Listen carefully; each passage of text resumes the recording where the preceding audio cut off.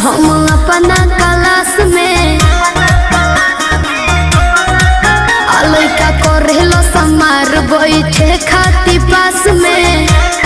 हे बाबू बानी सबसे झकास हम अपना क्लास में लइका करेलो समार बैठे खाती पास में। सभे करेला बड़ाई हम केने केने जाई केहू कहे अमर पाली केहू लूलिया।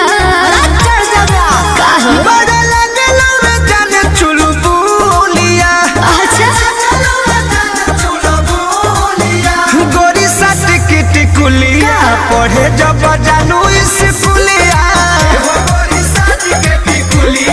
पढ़े जब जानू स्कूलिया। अरे चुप रहो।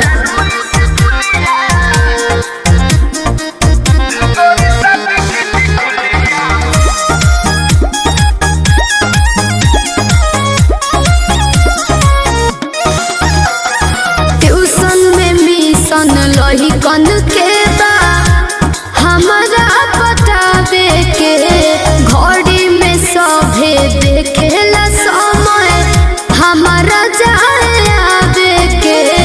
ये हमरा सब बुझाता है बाबू। तो का पूछता है? ए धन ओठ पर लगा के उठल लिया तो चले लू हिरनी वाला चलिया। ऐसा न बका चिझना हवे जान तू ममोलिया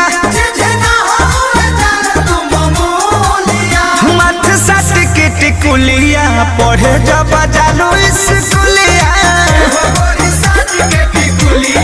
पढ़े जब जानू स्कूलिया।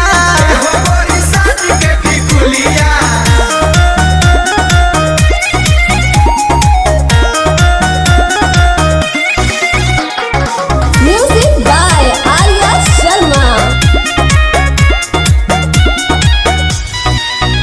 अरे फेरा में हमारा लागल बाड़े प्रमोद विशाल हो सोनू सुधा कर डेरा पर पूछस हाल चाल हो।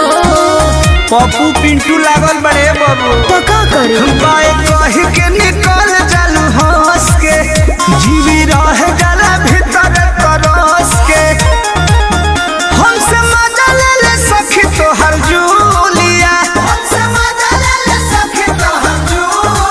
हे गोरी साट के टिकुलिया पढ़े जब जानू स्कूलिया पढ़े जब जानू